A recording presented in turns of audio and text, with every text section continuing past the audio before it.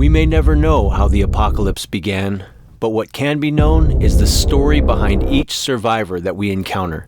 In this series, your comments matter more than ever, as you help write the backstory behind every survivor that we bring in. You also help make each decision for the community. Each episode, I will read all of your comments as we build this community together. And if you follow this series, we will get to know each other along the way. I will actually get to know your story. After all, we shouldn't have to wait for the apocalypse to see that the people are the most important. This is Season 2 of Story Mode. To watch Season 1, click the link below.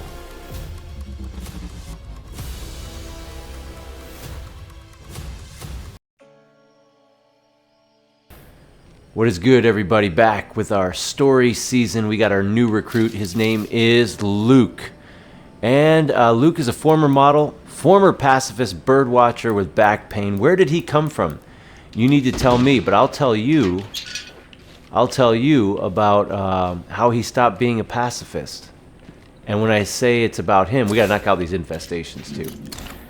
It's about him. It's actually closely related to a story in my life. Yeah. What is good, everybody? Sawsome. Back with our story season, Season 2. This is our new recruit, Luke. We got to decide if we want to keep him. Here's his facts. Former model, birdwatcher, former pacifist, and he has back pain. Good cardio, good wits. Where does he come from? Where did he grow up? What is his background? Well, he was a former pacifist. What caused him to no longer be a pacifist? When he was a kid,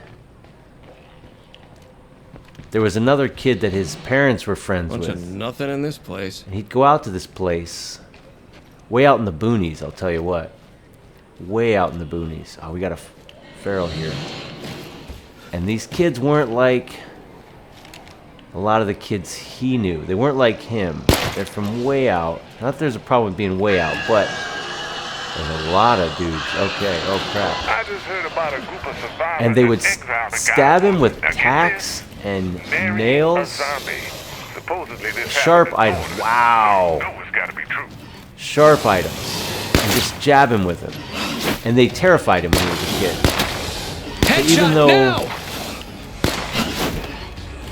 Even though he wanted to be a pacifist, he didn't like fighting, didn't like watching boxing, didn't agree with all that stuff.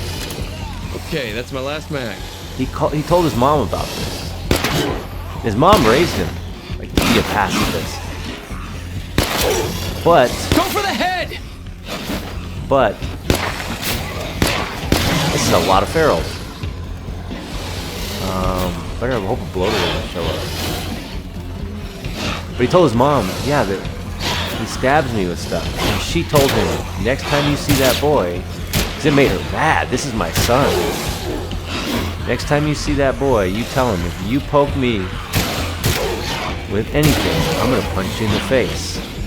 And he said, all right, Mom, well, what if he pokes me then? And she said, then you punch him in the face. And it shocked him. Because his mom was like always a pacifist. Raised him to be like a hippie pacifist. Headshot now! And he saw the boy at church, ironically. And told the boy, if you touch me, I'm gonna punch you in the face. The boy reached over with one finger and just touched him on the shoulder. And so, little 10-year-old Luke punched him right in the face. And the kid ran away crying and never even looked at Luke again, even when their parents would get together or they'd be at church. And that was Luke's first fight. First real, that's a sick gift. It's gonna slow me down. First real taste of violence. And so even as like a 10-year-old, he abandoned his pacifist ways. Now I'm gonna let you in on a secret. That was my story. When I was a kid, we'd go out to this trailer park. There was Luke, or no, not Luke. There was Saul, and Eddie. Two cousins named Saul and one of their brothers named Eddie. And the three of them, man, dude, they would just jab me with all kinds of sharp objects. And I was younger than them. It freaking terrified me to go there. And when I told my mom, she told me, you tell that boy if he pokes you or even touches you, you're going to punch him in the face. That was nice. And that's what happened. Just so happened that's Luke's story as well. In the comments, if you want to tell me story of your first fight, that would be kind of cool to read out next episode. I'll read your comments from last episode. Let's take the car. Let's get this. Let's get this. Let's loot that. We are low on just about everything. Everything. We need to bring home some meds. We need to bring home some food. We don't have any stims. Can we cook up some stims? Let's get smokes and Bite Master. Cook up some. I just dropped off a couple things I found while I was Cook up out. some energy drinks. But we are low. Low. All right. Luke's gonna go out. So he tasted that violence. Not that he embraced or loved the violence, but he saw that those kids never mess with him again. We don't even want to take the meds that are required to get him up to speed. He's going to go out risking it all. Risk it for the biscuit. He's kind of proving grounds right here today. And we got to decide if we want to keep him. So I told you that story about his first fight and how he abandoned his pacifistic ways as a youngster. But in the comments, you got to tell me where he grew up. You can make it your life if you want. Or make it somewhere random or somewhere funny. But where did Luke grow up? What's his story? And you know our girl Han Solo, she's on her solo. And boy, oh boy, it is rough. This game has gotten way harder since I've soloed it last. Frosty. I could solo it all over the place. I think fairly easily with the base, but she's going solo, no base. That's another animal. That's another whole deal. No base. Didn't we get this one already? Oh yeah, we did. That's why it's white. Duh. Remember when duh used to be the thing? Okay. Ah, dang it. Well, moving along. Yeah, we don't need to deal with that. Let's go get a different heart. Yes, that was Luke's first fight. Man, a level 3 and a level 3 back to back. Holy cow. I think if I take out these plague hearts over here, it will cause those to disappear. That rhyme. We need another outpost too. We need another. Oh, this is nice. Okay. Need another food outpost. Big time. Alright, Luke. Let's see if you can survive this. You should be good. Unless you run into bloater gas. Bloater gas with that little health, that'll be a donezo.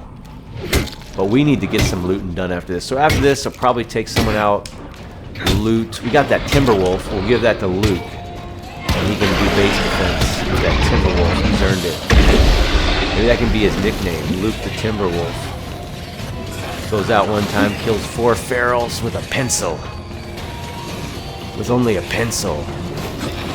The legend grows. You know how that is. He actually did it with, like, 20 rounds of 5.56 and a mag of 22. But, as the legend would tell it, he killed 4 ferals with a pencil. Came home with a Timberwolf. I kind of like this guy now. Timberwolf Luke. I love the shirt. Nothing like a good shirt. Go to my merch store. Get yourself a good shirt. I need to get a good, State of Decay 2 shirt. I'm going to do that later today. Today's my brother's wedding, but I'm going to take some time. I got to get a good State of Decay 2 shirt. Hey people, it's Cammy again. I got good DayZ shirts. I swear the red Talon coal trucks roll out of here every 10 minutes, full to the brim. I think they're my ticket out of here. There we go. Wish me luck. Alright, any bloaters? Let's go. Let's go. Brooklyn, my daughter, used to love to play, and my other, Jasmine, my other daughter, used to love to play Apex, and that one, Almost out of that. one character goes, come on, let's go. The Lifeline, I think her name was. So whenever I hear let's go, I hear it in her voice. Are you hurting? Nice, We'll have dude. some more. Luke, untouchable. He has not been touched. Not been touched. He left the base with that injury. No plague level. What's up, Brooklyn? Okay, I'll take you. Yep. This Why thing's don't you guys fucking get ready? heavy. Shit, we fucked you up real good. Thing is, Luke has a potty mouth. This area is officially reopened for business. Officially reopened for business. I like it. Yeah, my dad would whoop me when I was a kid if I talked like that. Not my mom. I mean, my mom would too, but we have an energy drink. Let's hit this one too. No, if I said a curse word, I'd get spanked. Like hit. Hard. I learned quick. One time my brother was in the garage with me, and he was rhyming with Lucky and Ducky and Clucky. No more of that. And he stumbled on a word, and he didn't even know what the word was. But you know, as little boys, it's kind of fun to see your little brother get in trouble. So I told on him, and he got spanked. I was crying. Yeah, we were raised like, I got a brother 2 years younger than myself, and then I got a brother 11 years younger than myself. Same parents. Same parents. My brother the other day was like making fun of me. My brother who's 11 years younger, and he's always trying to troll me. Always. We grew up real close, man.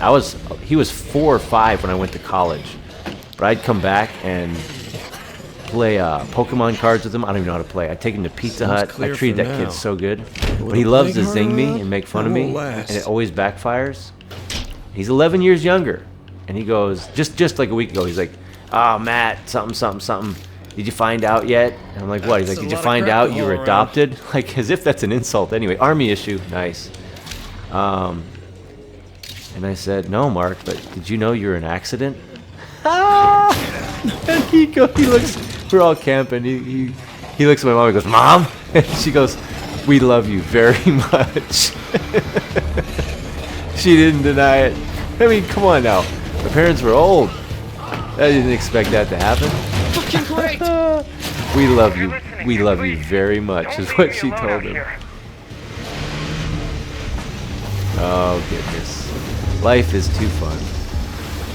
Alright, well in this series I read your comments in every episode, so make sure you give me your thoughts and anything funny or your stories in the comments, especially chiming in on Luke's life. But first I want to show you a picture of that little brother, 11 years younger than me, because he just got married a few days ago. He's the one in the middle, I'm the one on the left, even though my kids told me, "Dad, don't do face reveals. The people are only going to be disappointed." And the one on the right's my little brother. He's 2 years younger. But it was a great day, and I'm super happy for my brother. Whether or not he was an accident was irrelevant. He got married. Everyone was happy. Ashes says, "I would like Morgan, or take Morgan." Because we asked, would you take late season Negan or Morgan if you had to walk the road with somebody in the apocalypse? Red Bear, "I'm feeling your pain here at 4 minutes 56 seconds. The last update messed up the melee combat near cars and fences. Be careful." Yes, we kind of had a little glitch out. Those things scare me, I'll tell you what. Lisa says, "Judith is the boss." Lorenzo says, "Loving this series, about to eat a couple of Hot Pockets and watch some more of your videos, bro." Hey, there's like over 1,000 State of Decay 2 videos. Great series, even ones from way back in the day. What kind of Hot Pockets you eating? I think we need to know. Let me know in the comments. The group's gonna need an update next episode.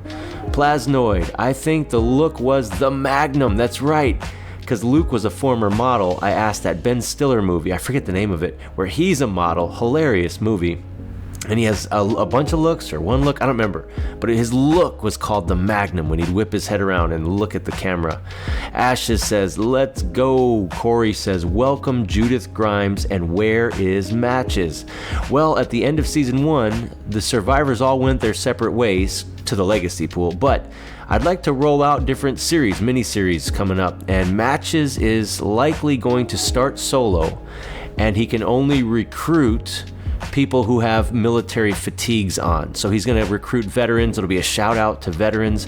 Maybe after this season 2, maybe we go into that. We still got Han Solo out there. I'm working through that solo.